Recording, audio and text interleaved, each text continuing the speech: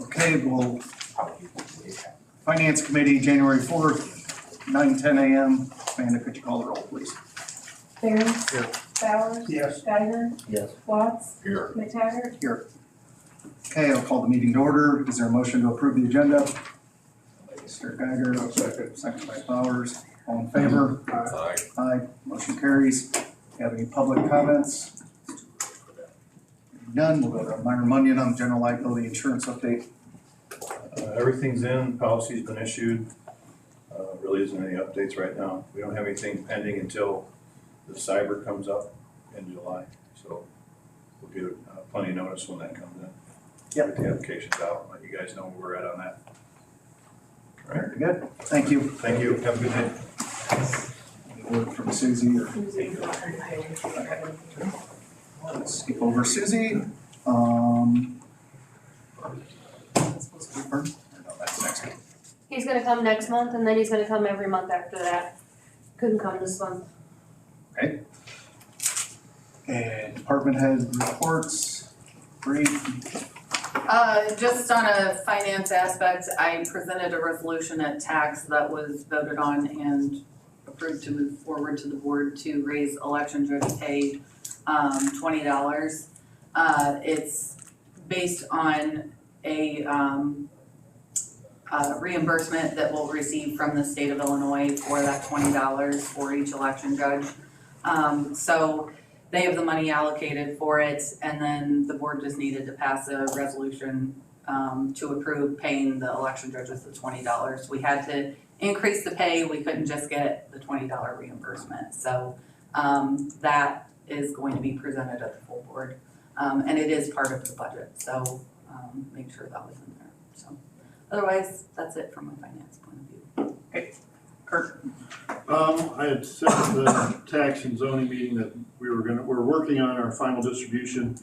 I thought it was gonna go out this Friday, but it's gonna be next week because we have some corrections that we have to make from some prior year stuff to make sure those taxing bodies get the right amount in the drainage districts. But other than that, like I said, we're on schedule to do the final distribution next week, so. Very good. Okay, Mia. I have that and I didn't bring it, and we have the executed contract for Eagle View Technologies, so we are expecting a flyover for the spring of 2024.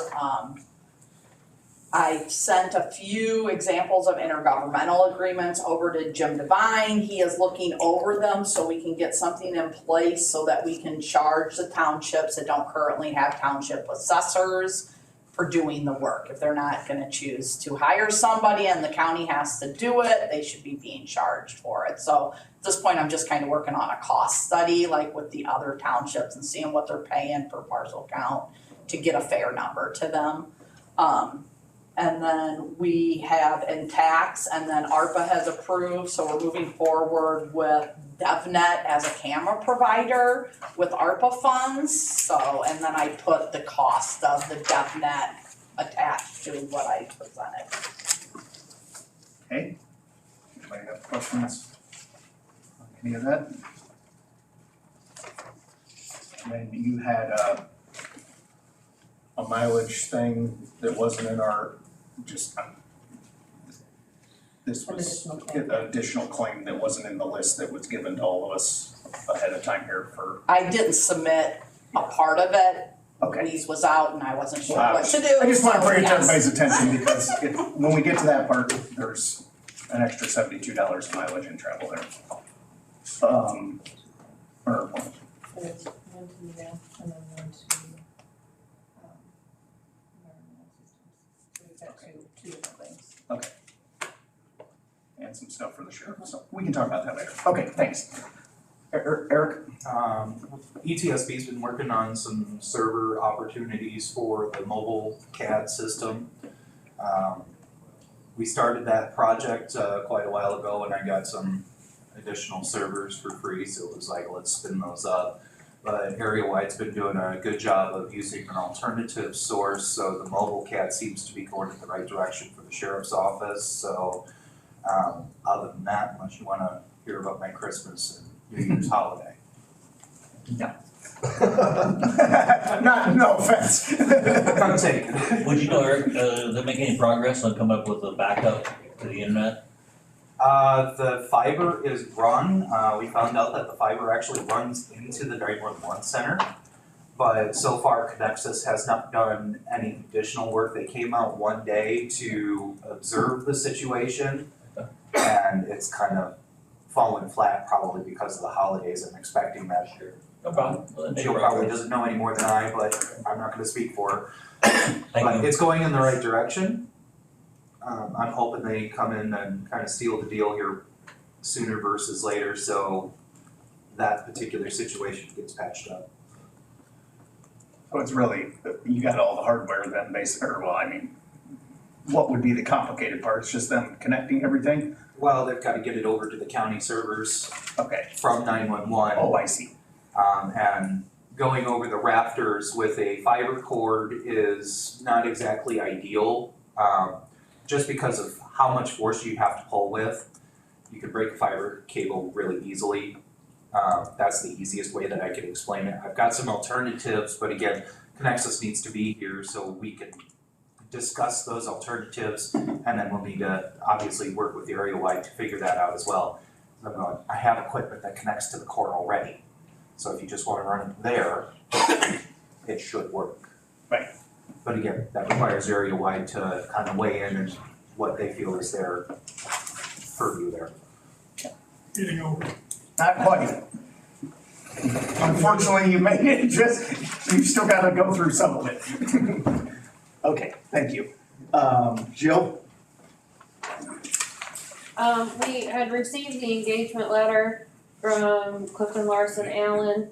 I had sent it to John and Michael, and then I completely forgot to send it to the rest of the committee, so I do apologize for that. They're looking to come out in the next 2 weeks to start their preliminary work on the FY 23 audit. Other than that, it's just the usual stuff happening in my office, so. It's a pretty much standard, I mean, there's. I emailed you There's a guys, copy and she's gonna. I just emailed it to you guys, and then I also have a copy here, if anybody would like to look at it. There's not a dollar amount on that one, is there? I don't think so. No, It's just talks about the scope of work. it's the scope of work. I mean, it's a pretty standard thing that they send every year. Did they ever give you a more defined number, or like as far as the cost, or? I asked that they bill out some things differently so that we would have an idea of what it would look like. And the total fees that we're estimating to be is $85,000. And that's for the regular audit, the circuit clerk's audit, and the single audit, and the Cipher grant audit that needs to be submitted. I do most of the work on that, but they do have to review it and sign off on it before we can submit it to the proper authorities, so. Did they break out the health then too, or were we looking into breaking out some?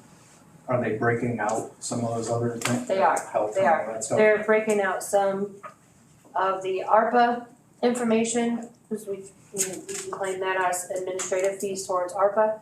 And they're also breaking out some of the time spent or whatever they need to break out for the health department grants review. Yoki, I don't know that. John has to sign that. Yeah. The engagement letter or whatever, so I think in the past we've said, yeah, okay, it looks okay. There's the same, I think it's the same document every year, but, since she just mailed it out or whatever, you guys can do it at the county board, right, or? Mhm. Maybe you should, need to send it to everybody then? I can send it to everybody else. That's fine. I don't know that everybody even has to approve, but probably doesn't hurt for everybody to see it, I guess. Okay, and Sheriff. The SecureTech courthouse security alarm system, so they'll be here next Monday. And I will also log in here and get the quote quote for this building. Deputy Shinky graduated the police academy on the 21st. His first day on patrol was Christmas Day Eve, so welcome to public service. We've got a new lateral deputy that's coming to us from VMEG, Sam Paisley. He's gonna start on the 9th. He'll start with Lieutenant Moorfield on patrol on day shift. We kind of ran through our part-time correctional officers, so we don't have very many of them. So we've got a few applications, and we're gonna be looking at hiring some part-time correctional officers. System Park and Buckley policing contracts have been signed. That will go to the full board on the 9th. In the next couple months, I've got the Sheriff's Conference and the ILEAS Conference. The Sheriff's Association is working on some radio interoperability for departments, which may include some funding for sheriff's offices that are need. That's more for, downstate. There's a lot of departments that aren't able to talk with each other. We're making some needed moves within the department to provide some better patrol coverage and allow additional resources such as programs in schools and other things in the community. So we'll have better coverage on day shift. Deputy Ravens went to day shift on Tuesday, and Lieutenant Moorfield, so we'll have 3 people Monday through Friday on patrol. Have you noticed now that the cashless bail stuff's been around for 3+ months, what's different, or is it noticeable yet, or anything? It's gonna be October before we're gonna really see what's gonna be the norm. I was on a sheriff's Zoom meeting yesterday with several sheriffs, and we're collecting data on the trends in crime since the 18th. I know we've had 62 people since September 18th that have been released on pretrial. So, and we're starting to see the people that don't show up for court. They send them a summons. They don't show up to court. They send them a pretty please summons, and then they don't show up for court again, and then the judge will issue a warrant. So the thing is, it's a no bond warrant. So we had a guy that got arrested in Champaign on a driving suspended, failure to appear, no bond warrant, and he sat for 5 days. Normally, he would be able to bond out, for $300. But this guy missed his court date, didn't show up, and so the judge issued the warrant. So we're gonna see a lot more of that. We may see more people in jail for longer periods of time, so. Because they think they got a free pass, and then when they find out they don't. Yep, and the judge is gonna make some examples of people that, hey, if you don't show up for court, we're gonna make it hurt, so. It's just how it is. I mean, you gotta obey the law and make your court dates. So if you don't, we're gonna put you in jail. So I know Livingston County, their judge is kind of coming under fire because she's holding a lot of people that other counties are releasing. So she's kind of coming under fire on that. But we'll see what happens. So. Okay. Thank you. Okay, I guess then we're on to claims, which all these were sent to you. There are these extra ones. One, assessment, mileage and travel, GIS expense. This is an ongoing thing. Anyways. And sheriff submitted $70 for investigations and gym membership reimbursement. One in the list.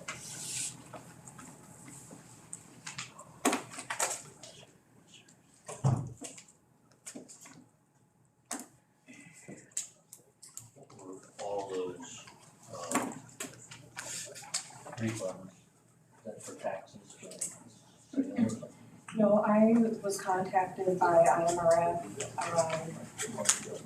several months ago that they were giving us a credit balance because IMRF was deducted from employees that should not have been. So I've been working with them to figure out why. all of these employees no longer work here, and when we issued like retro pay for telecommunicators, or two of them actually are retirees, I didn't know that IMRF was not supposed to come out. I've never been told that before, so this has kind of been sitting out there. I've had a really hard time getting in contact with IMRF to get a correct answer. Finally got somebody great, I'm gonna hold on to his number, because he answers his phone, he answers his voicemails, and walked me through the process on how to correct IMRF for the employee, get our credit back on our side, and then issue the employee their refund that they could have gotten. He did state to me that a lot of employers just keep the credit. They don't even give the money back to their employees, but I obviously am not doing that. But yes, that's a refund for IMRF that was deducted for employees that should not have been. And there might be a few more than down the road. No, this covers it. This was, most of this was for the telecommunicators when we did their retro pay back in 2018, and then there were a couple in 2020.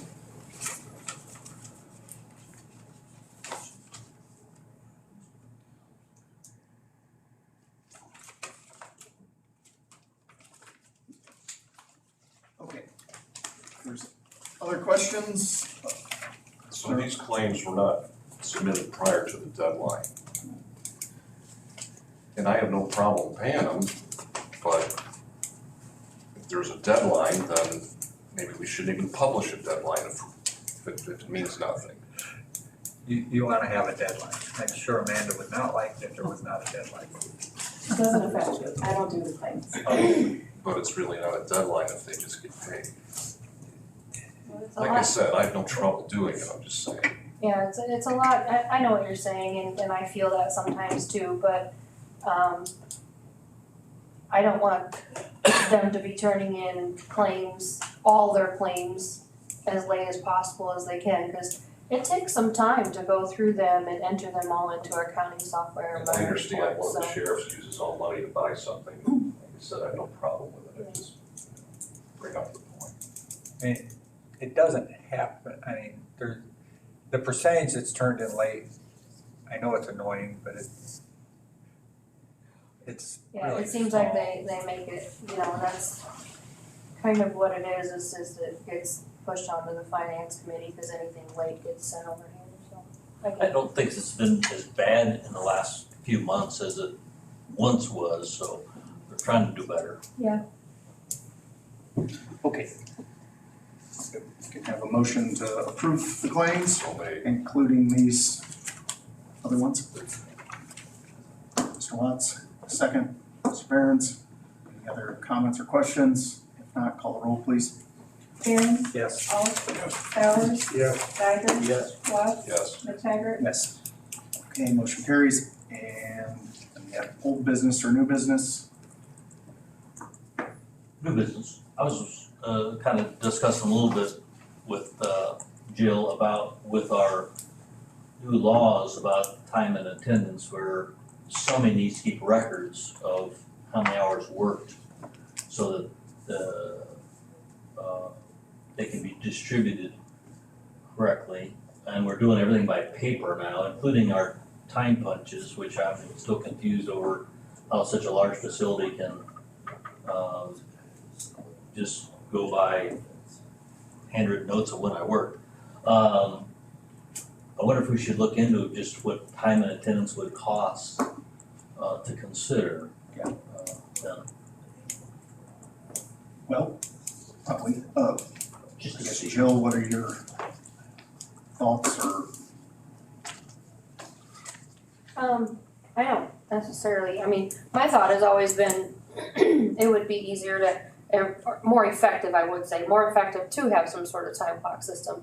However, I don't know how that would work with within different departments or whatnot, so I have always suggested and preached that the department heads keep detailed records on their employees and have them sign off on their time sheets that they send in to Amanda, so that there's verification that they agree with the hours that they are getting or the hours they are using.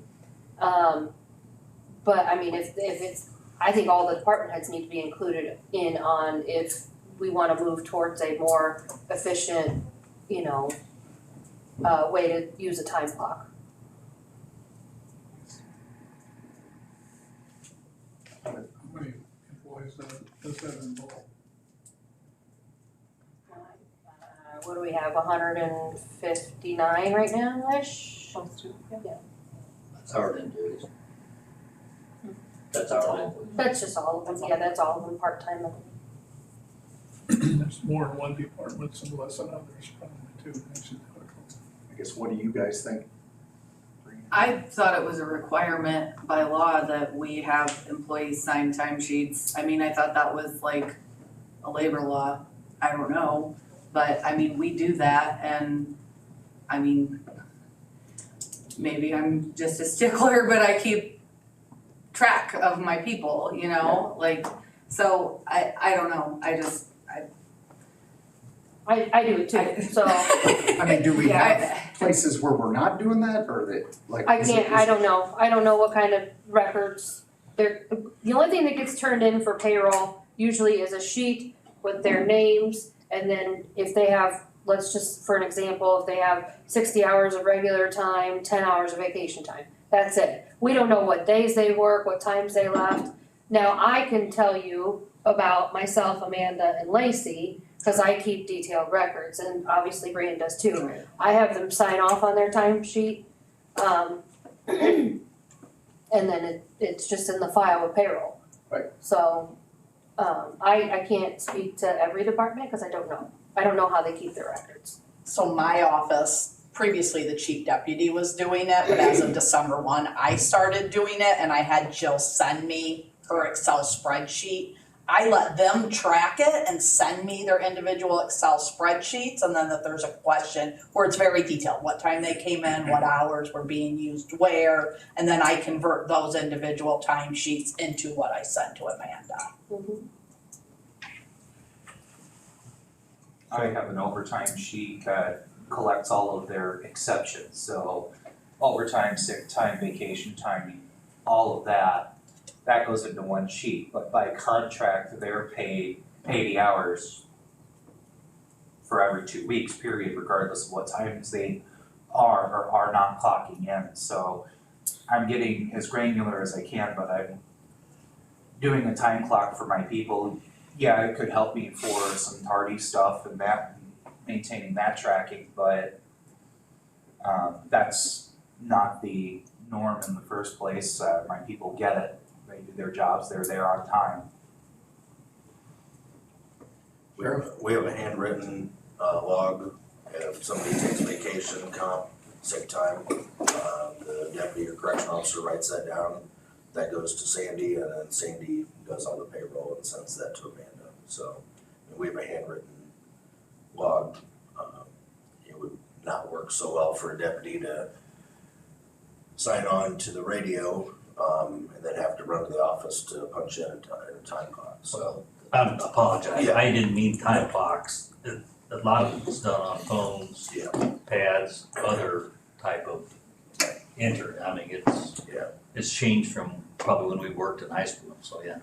You know, when I worked up in Kankakee, we had a time clock that we punched in at the jail, so I was shocked that we didn't have one. Well, I was shocked when I walked up to the back door and the trustee walked out in orange and he just walked out the back door. That was kind of surprising to me too. Iroquois versus Kankakee. Well, yeah, I think, yeah, the modern ones are a lot better than what, or more flexible than what you can do it remotely, or, you know, or you can put geo zones or whatever, that they gotta be within this spot before they log on. And I kind of looked into that to do for my office and just with the costs involved, and then I Right. talked to Jill and she had this Excel spreadsheet already created, and I was like, okay, I'll just utilize that, so. It kinda sounds like each department head has something that works for them, and to try to find something that works for everybody could be. I guess maybe, yeah, just. What do you think about it? Probably not gonna find a one size fits all, you're gonna find a one size that fits most. And then exceptions are where they are. You're saying it's not the average factor. Right, yeah. Okay, any other new or old business? If not, we can have a motion to Yeah, to adjourn and then just got. Second, Mr. Behrens, all in favor? Aye. Meeting adjourned. All right, that was